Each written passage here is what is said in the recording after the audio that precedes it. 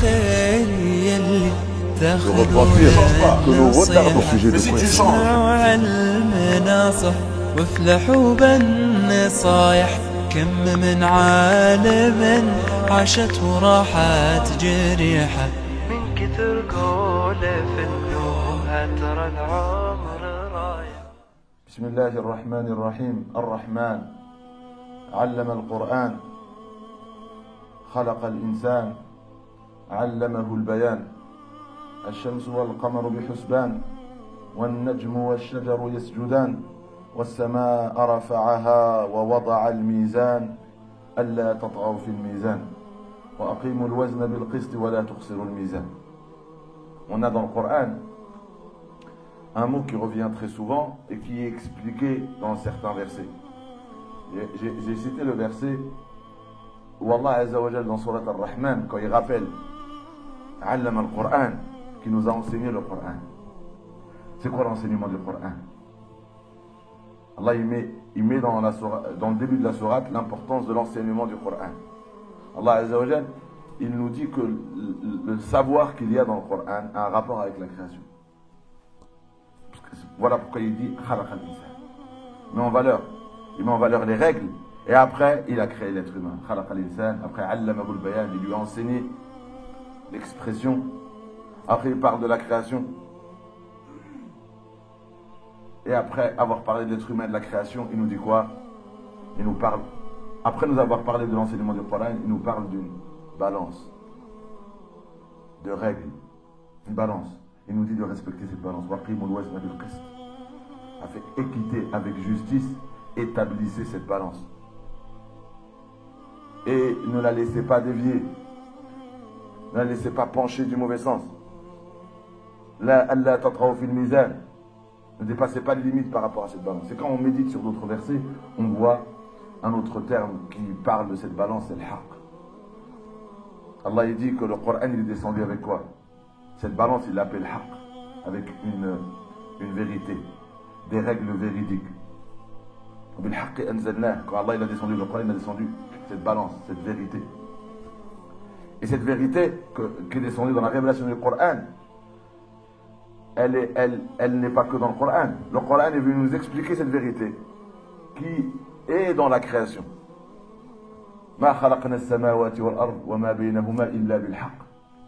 Quand il a créé les cieux et la terre, il l'a créé avec cette vérité. C'est donc l'identité, la nature du fonctionnement des cieux et de la terre. Et Allah nous a révélé le Coran pour nous la montrer. Après il dit quoi? En parlant des autres sciences, à part la science du Coran. Allah il dit que les autres sciences, c'est toutes les sciences que vous avez aujourd'hui. C'est, on étudie la matière, l'objet, le physique. On étudie les choses, on étudie le cosmos, on étudie l'océan, on étudie les insectes, on étudie les objets. La science, elle est arrivée à un niveau qui n'a jamais été peut-être connu dans le passé de l'humanité, peut-être. Mais Allah, il résume toutes ces sciences à quoi? Zahiran. Vous observez les choses. Vous observez les choses. Et ça, c'est quoi? Juste l'apparence de la chose. Ce que vous percevez de la chose. Mais il y a quoi? Il y a une science qui est derrière les choses. Vous observez l'être humain, la biologie, comment il est fait, etc. Mais pourquoi il a été créé cet être humain? C'est quoi le pourquoi de son existence? Vous observez le comment des choses, mais le Coran parle du pourquoi des choses. Allah dit ils ont beaucoup de science sur l'apparent, mais sur l'au-delà, pourquoi Allah a créé les cieux et la terre? Pourquoi les cieux et la terre? Quand Allah dit, il a créé avec le haqq wa ajalim musamma. Vous étudiez un objet qui va disparaître. Vous avez beaucoup de science sur un objet visible. Mais ajal musamma, il a une fin. Il a une fin qui est déjà déterminée. Et après cette fin, il y a quoi? Il y a l'akhira. Après, il y a l'éternité. Et bien, concernant cela, et ils n'ont aucune connaissance. Même pas aucune connaissance. Ils ne sont même pas conscients qu'il y a d'au-delà. Ils rappellent donc à réfléchir sur eux-mêmes, sur le pourquoi des choses. Après, il est revenu sur... Il nous a recentré sur nous-mêmes. Pourquoi j'existe? Aujourd'hui, ils appellent ça la métaphysique. Le pourquoi des choses, le pourquoi de la vie. C'est ça la religion. C'est ça le Coran. On n'est pas sur le physique. Le Coran nous appelle à contempler le physique pour comprendre ce qu'il y a derrière les objets, derrière les choses, le pourquoi et l'existence des choses. Voilà pourquoi le prophète sallallahu alayhi wa sallam, il nous dit que le meilleur d'entre vous, c'est celui qui connaît le Coran. Ça veut dire quoi? Qui connaît ses lois, connaît la science de l'au-delà. Il connaît la science de l'au-delà. Et s'il la connaît, il le vit que pour lui, il ne fait pas partie du meilleur des gens. Le Coran, il dit quoi? Le meilleur, le prophète a résumé cette image coranique, c'est tu découvres, tu témoignes, tu vois, tu connais, et après tu l'enseignes, tu interpelles. Allah Azza wa Jalla, quand il dit que la foi nous élève, il nous dit même que le savoir de l'au-delà élève, parce qu'il est combiné, fait partie de la foi. Voilà pourquoi Allah Azza wa Jalla dit, Allah est témoin, ainsi que les anges, ainsi que les doués de science, qu'il n'y a que lui. Il n'y a pas d'autre divinité, pas d'autre prétendant que lui. Mais qui témoigne de cela? Allah est témoin de cela. Shahid Allah, Allah il est témoin. Wal malaikatu, les anges sont témoins. Shahid Allah wal malaikatu wa ulul ilm. De quelle science? La science apparente. La science apparente, elle nous fait pas voir ce qu'il y a derrière la création. Non, c'est la science cette science véridique. Et Allah il nous a fait faire un pacte. C'est celui qui est témoin de cela. Il ne doit pas le cacher. Allah il a fait un pacte avec toute personne qui découvre dans ce livre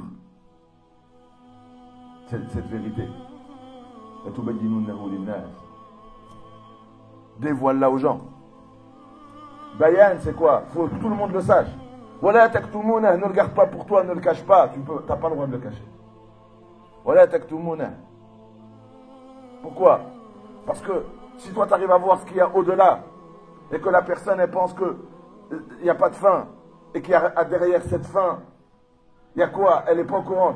Elle vit sans savoir, et toi tu sais. Allah il a fait faire un pacte à toute personne qui détient cette connaissance. Il n'a pas le droit de la garder pour lui, il n'a pas le droit de la cacher. Il doit la dévoiler. Voilà pourquoi, après tu deviens le meilleur des gens. Et ça c'était Wadifat al-Anbiya. C'était le pourquoi de la prophétie. C'est qu'il venait mettre Bashiran, annoncer la bonne nouvelle, ou Nadiran, et mettre en garde.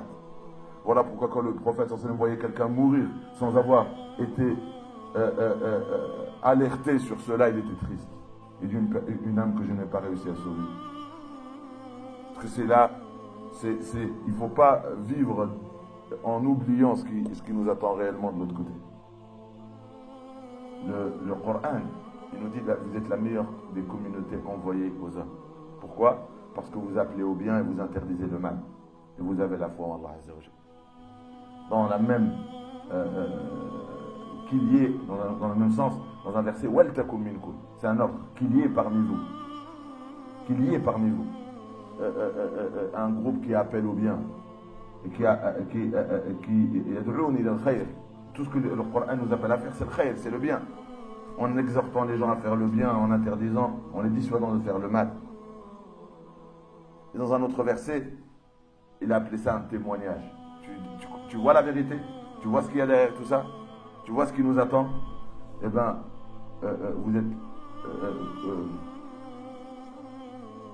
vous avez été la nation du juste milieu, litakunu shuhada'a 'ala an-nas, pour témoigner cette vérité aux gens. Vous devez témoigner cette vérité. Un témoin, c'est quelqu'un qui voit quelque chose. Si tu vois le paradis, tu vois l'enfer, tu vois le jour du jugement, tu le vois avec tes yeux, grâce au Coran, et que tu passes à côté de quelqu'un qui ne voit pas, bah, tu dois témoigner de ce que tu vois. Tu es obligé de témoigner de ce que tu vois. Alors il a dit, vous êtes la nation qui témoigne de ça. Tu dois témoigner. Omar ibn Khattab, et on l'a déjà dit plusieurs fois, il disait sur le minbar, en récitant ce verset, celui qui ne fait pas ça, celui qui vit que pour ça, il vit que pour lui-même. Et il n'a pas le souci d'éclairer, de partager ce témoignage aux autres. de les éclairer, de les éveiller, de les aider à réfléchir, de les faire raisonner, de les convaincre, eh bien, il ne rentre pas dans le verset. Il ne fait pas partie de la meilleure des communautés. Parce que la meilleure des communautés, ce n'est pas celui qui pratique, c'est celui qui partage, qui témoigne. Quel souci pour les autres. Celui qui est au service de son frère, Allah Azza wa Jal sera son service.